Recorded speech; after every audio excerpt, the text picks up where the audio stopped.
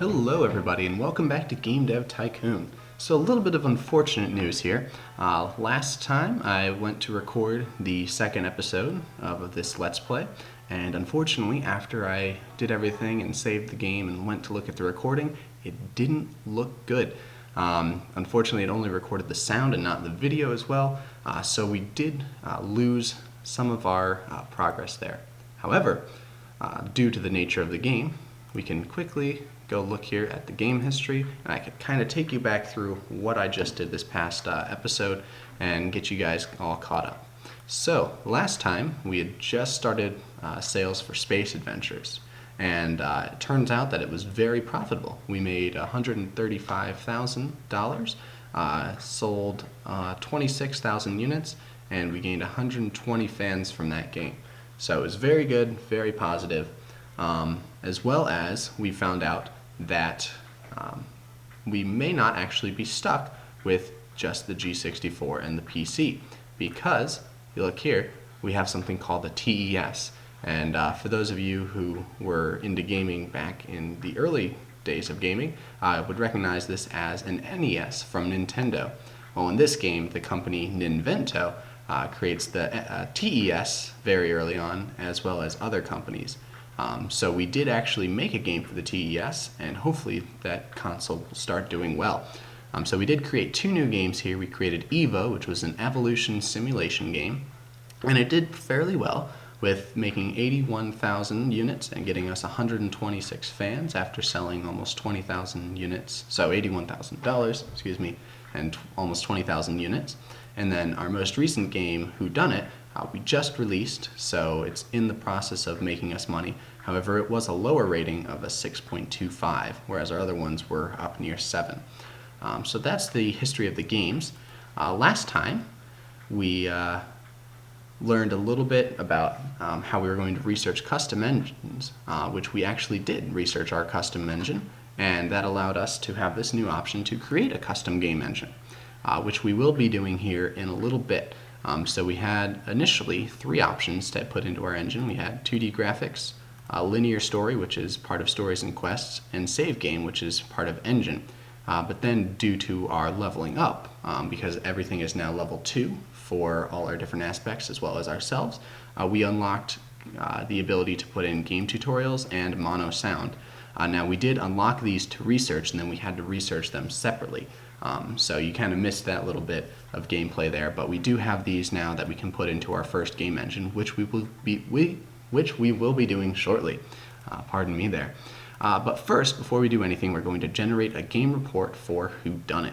And this is going to get us some more research points so we can research a new topic, since we've used our 4 topics. Because I like to use as many new topics as possible before I start repeating topics again. So we learn here that mystery and RPG is a great combination, and that dialogue seemed to be very important for this type of game, which we did make both of those choices last time. So now what we're going to do is we have over 200,000 monies or dollars. It really doesn't say if it's dollars or not, but we'll pretend it is. We're going to create a new game engine with all of these features in it. So it's going to cost us $150,000, which we will have about 60,000 left, and we're going to call this COSA engine version 1. Now we will be able to add more parts to game engines as we go, which is why I put version 1 there. So it's a little preemptive to think that this early on we'll be creating more game engines, but we, having played this game before, I kind of know that that's coming up. So, alright, tutorial message. You are now creating your own custom game engine. Once the engine is finished, you'll be able to use it when creating new games. Okay, and so this game engine will allow us to improve the quality of our games, and the different features I listed there, the new linear story, the save game option, the game tutorials, all those things will increase the focus. So as we focus time to different parts of the games, if we click to add those features, it costs a little bit of money to add them, but it also increases the amount of bubbles that we create, so either design or technology depending on what the feature is. And Whodunit is now off the market. sold 20,000 units and generated $140,000 in sales, which is very good. So it's about even despite a lower rating. It's stuck even with all our other games. And that was probably because it was on the new TES, because it seems the TES is doing fairly well. So we're almost done here creating our new game engine. It's basically us doing technology bubbles here in order to finish it, and we got some research bubbles as well. And look at this. Just as I was saying, the TES was recently released by Invento, and sales numbers have exceeded expectations by far. One customer says, "I love the games that come with the TES, and playing with the controller is so much more fun than on a keyboard." So if you can see here, it's got the controller just like the NES, and it looks pretty much like an NES as well. So look at that. We might not be stuck with the PCs after all. And so we got 17 research points now after creating our game engine. And a tutorial message for us. Our first custom game engine is now ready. You should try using it in your next game, which we will. Alright, so but before we do that, I do want to research a new topic. Since we've done sci-fi, aliens, evolution, and mystery now, we're going to... should have thought about this ahead of time. Let's go with a racing game. Why not? Racing games are very popular. We can maybe be the first creators of a Mario Kart type game, because that came out early on the either the NES or the Super NES. Was the first Mario Kart game. So we can start that franchise off. We can maybe start our own Mario Kart racing game. So let's go in and develop a new game. We'll pick racing, and racing simulations are usually pretty good. So that'll give us 2 simulations now. Now we know simulation is good for the G64, and we're not sure if it's good on the TES. So now we have a decision of whether we go and put a simulation game on the TES or whether we bump back down and use the G64 or the PC. Since we're still early on and we don't have a lot of money, we want to make sure that we're very successful, and the development cost is $10,000 cheaper for the G64 than the TES. So we'll click the G64 and we'll use our new game engine, which will cost us some money. So here we go. Racing simulation game. Let's call this Kart Racers, and we'll use the K instead of the C in honor of Mario Kart. And now we have an option to put in 2D graphics version 2. Now it costs $30,000, so this is going to put us in the red, but it should be worth it in the long run using the better graphics. So look at that. Yep, we're now in the red. Uh-oh. We'll see what happens here. So simulation game, you guys missed this last time, but simulation games, the gameplay is very important. The engine, you can see down here, has 2 pluses and a question mark that are grayed, and that comes from our game reports that we've generated. It's like a hint that we've unlocked. So the engine, that 2+ region is anywhere from the middle to just below the top. So that's where we're going to put it, right there.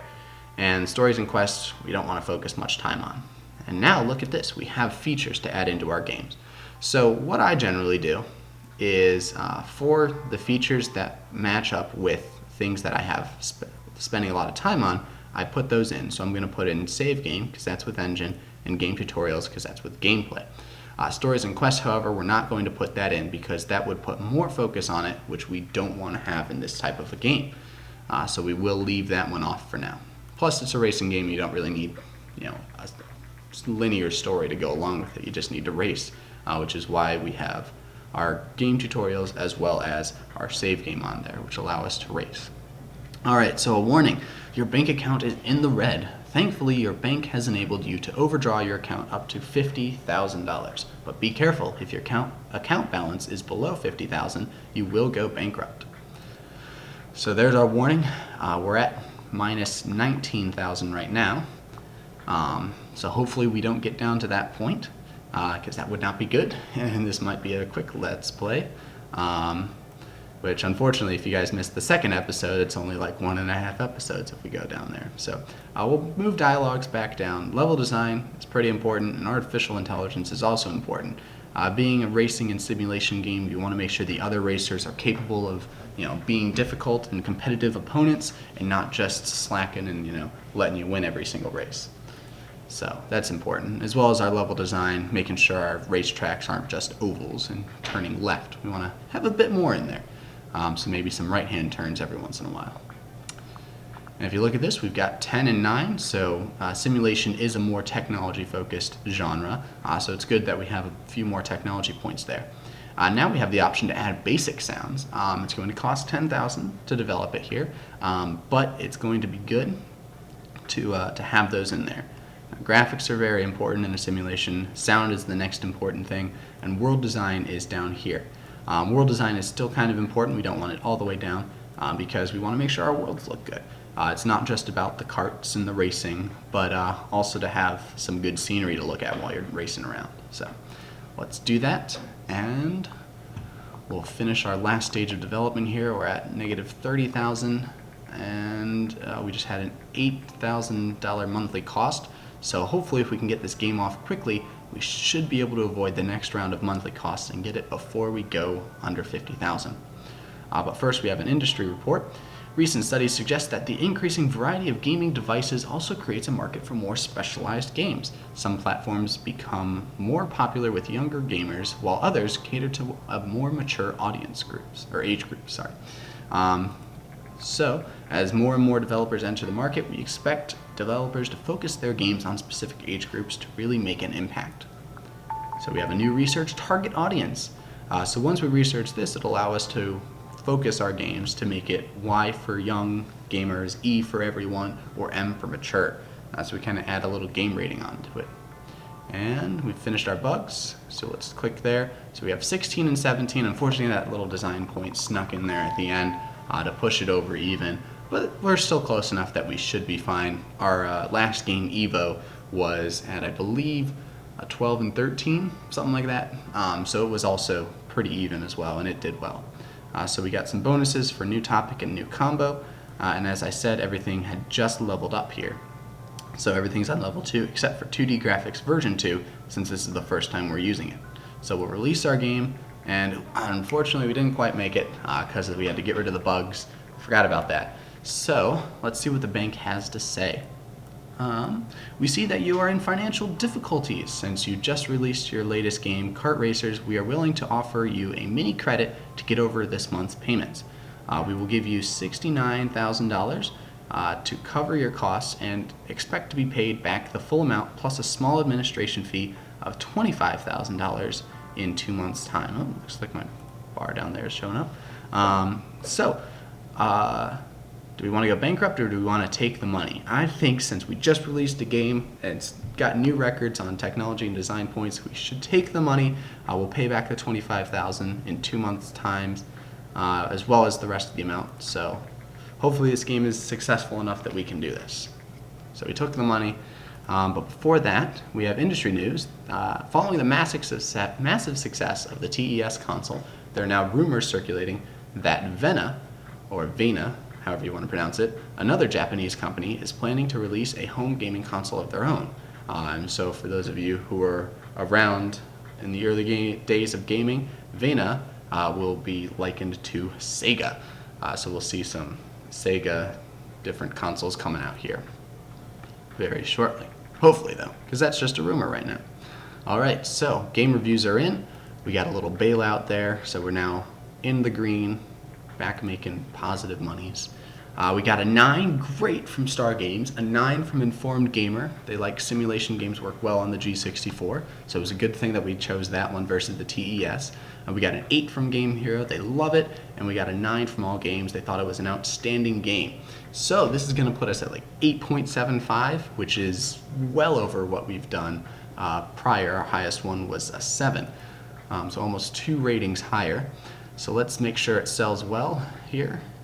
And 12,000 units in the first week, a rank of 13.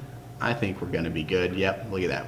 Well over the amount that we need to pay back here in a couple months. So let's generate a game report for our Kart Racers game. And get some more research points here. And what does our game report say?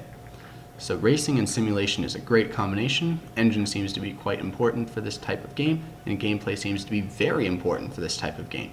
So you notice the difference between very important and quite important. That gives us that differentiation between a 2+ and a 3+ of a good, match, good thing that's important, and something that's great and very important is the 3+, which you will see the next time we do a simulation game. All right, so some news. According to our market research, the recently published game Kart Racers is a surprise hit with players. The developer COSA is fairly new to the gaming industry, but we cannot wait for what they will develop next. Awesome. Look at that. We have 699 fans after a couple weeks of this game.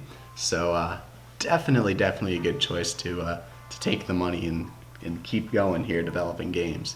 So what do we want to do? Well, looks like we're running short on time, so what I'm going to do is I'm going to have you guys leave a couple things in the comments. Tell me what topic you would like me to research next.